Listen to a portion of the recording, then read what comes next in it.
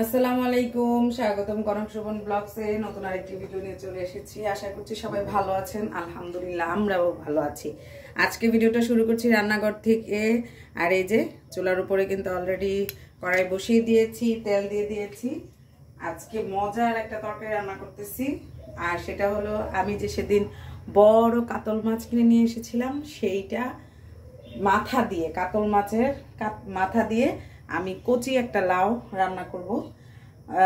হয়তো গত ভিডিওতে দেখেছেন যে একটা লাউ কিনেছিলাম কচি, তো সেই লাউটা দিয়ে আমি কাতল মাছের মাথাটা রান্না করব খুব মজা করে, মানে আমাদের স্টাইলে, যেটা আর কি ধনেপাতা টমেটো সব কিছু দিয়ে খুব মজা করে রান্না করব। আজকে বরকে বলেছি যে আমি ধনেপাতা টমেটো দিব, তুমি কিছু বলবা না, কারণ ইদানিং আমি নাকি তরকারিতে বেশি ধনেপাতা টমেটো খাচ্ছি, তো ও তো একটু ধনেপাতাটা খুব কম পছন্দ করে, তো সেই জন্য আর কি বলে।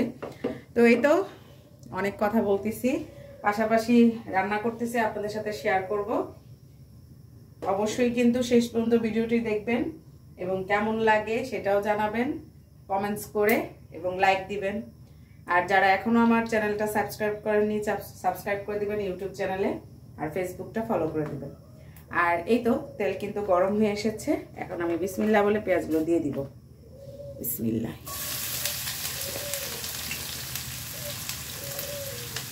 লাউটা কচি আর অনেক বড় লাউ ছিল, তাই পুরোটাই রান্না করব, যেহেতু বড় একটা মাথা। আর মাছটা যেহেতু ভালো পড়েছিল, সেজন্য আমি মনে মনে বলতেছিলাম যে এই মাথাটা দিয়ে যদি কচি লাউ দিয়ে, দেশি লাউ দিয়ে রান্না করা যেত তাহলে তো খুব ভালো লাগতো। তো আসলে আমরা যদি মন থেকে কিছু চাই, সেটা আল্লাহ আসলে পূরণ করে আর কি, অপূর্ণ রাখে না। তেমনই একটা ঘটনা আর কি। এখন এটা আমি যেটা শেয়ার করলাম, যেমন এই লাউটা পুরো দেশি লাউ। আপনারা ভিডিওটা যদি দেখে থাকেন, আমি প্রথম যে মাসের বাজার করলাম, মাসের প্রথম বাজার, ওই ভিডিওটাতে লাউটা দেখলে বুঝতে পারবেন দেশি লাউ। তো সেই জন্য আর কি মনের ইচ্ছাটা পূরণ হয়েছে, তাই মজা করে এখন তরকারিটা রান্না করব। তো পেঁয়াজটা লাল হোক, তারপরে আমি একে একে সব মশলাগুলো দিব। তো প্রথমে দিয়ে দিচ্ছি লবণ, যেহেতু তরকারিটা একটু বেশি হবে তাই পরিমাণ মতো একটু বেশি লবণ দিচ্ছি। তারপরে দিয়ে দিব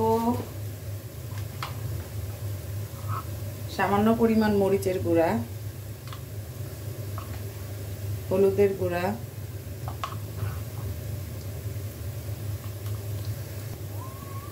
রসুন বাটা,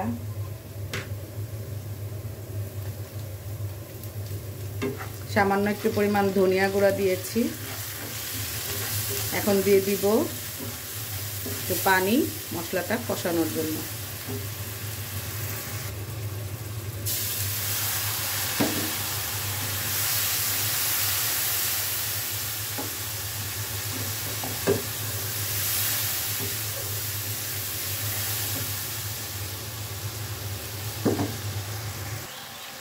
রান্না করার আসার আগে মজা করে পেয়ারা ভর্তা করে খেয়েছি।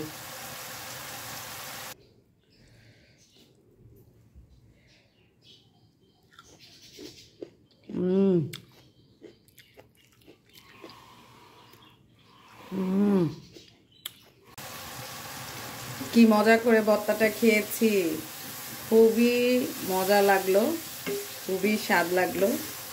আমরা যে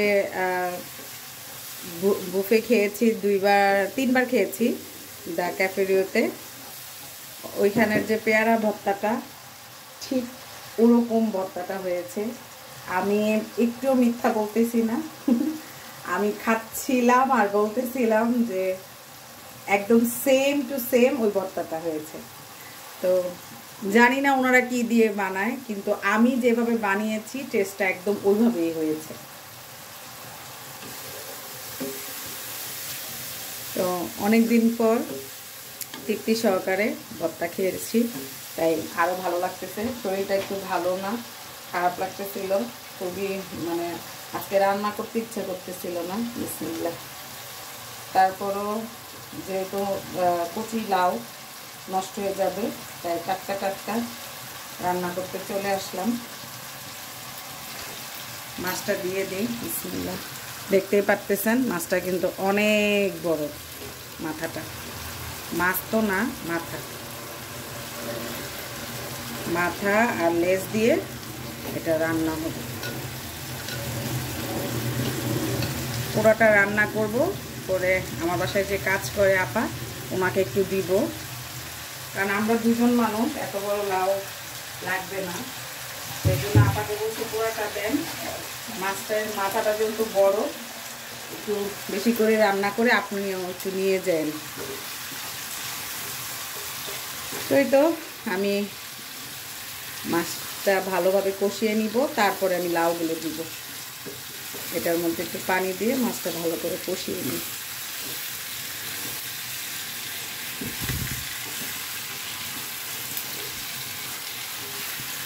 প্রথমে ভেবেছিলাম এটাকে দিয়ে মুড়িঘণ্ট করব, কিন্তু পরে মনে মনে বলেছিলাম যে না, মুড়িঘণ্ট তো বর খেতে চায় না, তো যদি বেশি কচি লাউ পাই সেটা দিয়ে রান্নব। তো সেটাই হচ্ছে।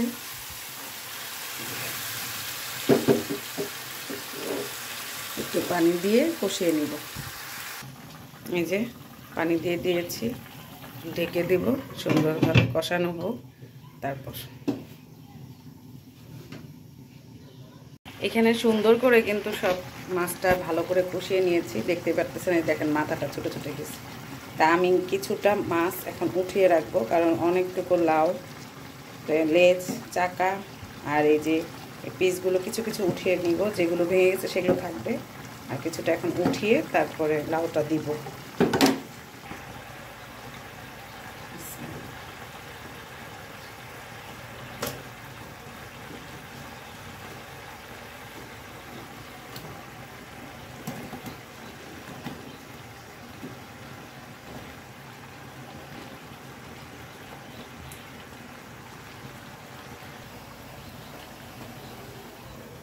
ঢেকে দেই, অনেক লাউ বলছি না, ঢেকে দেই। যখন এটার মানে কি বলবো, একটু নরম হয়ে আসবে, তখন আরও কমে যাবে, এই জন্য এমন মনে হচ্ছে।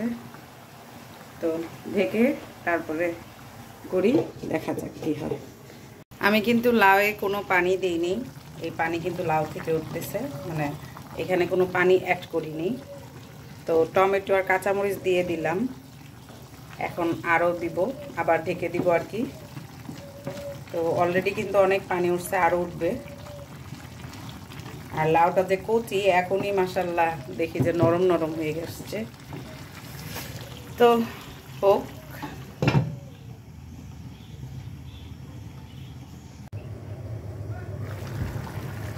কি পরিমাণ আর লাউটা যে এত ভালো করেছি, আমার খুব মানে শান্তি লাগতেছে। আসলে কি, মন থেকে কিছু করতে গেলে যখন এরকম সব মনের মতন হয়, তখন কিন্তু মনে একটা আলাদা শান্তি শান্তি।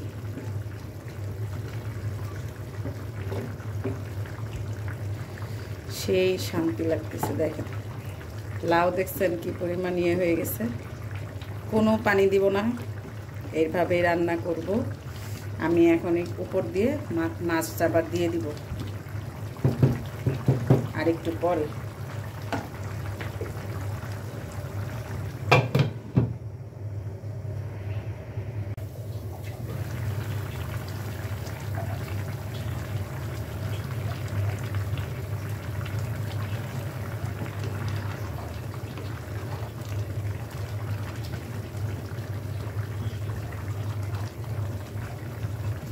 দেখেন লাউ কিন্তু গলে গেছে একদম। এখন মাথাগুলো দিয়ে দিব।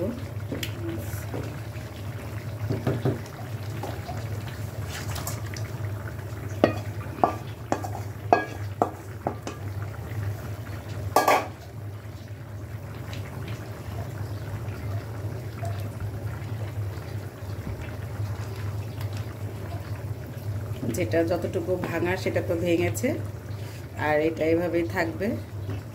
আমি এখন উপরে একটু জিরা গুঁড়া দিব।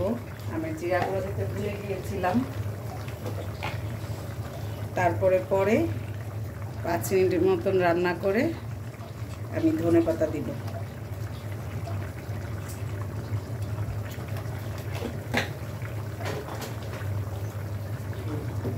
5 মিনিট পরে রান্না করে ধনেপাতা দিয়ে আবার 2 মিনিট রাখবো, তাহলে আমার রান্নাটা হয়ে যাবে।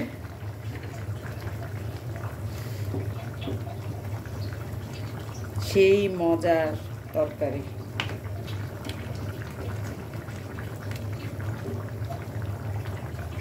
লবণটা দেখে নিন।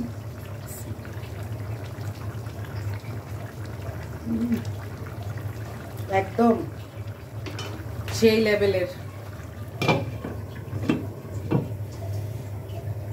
তার একটু হোক, তারপর ধনেপাতা দিচ্ছি।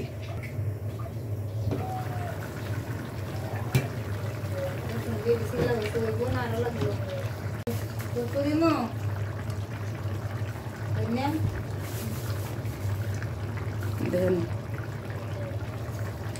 হবে।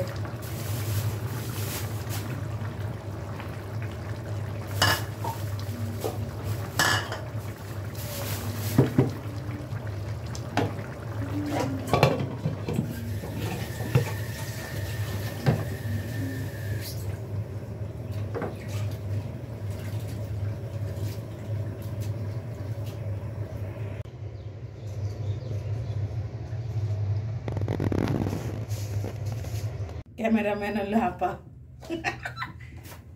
বিসমিল্লাহ। দেখছেন, গ্যাসটা দিয়ে দিই।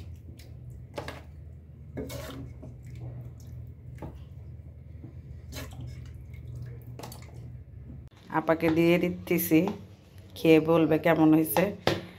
তো এখানে ভিডিওটা শেষ করছি। সবাই ভালো থাকবেন, সুস্থ থাকবেন, কনক সুমন ব্লগসের সাথে থাকবেন, আমাদের জন্য দোয়া করবেন। আল্লাহ হাফেজ।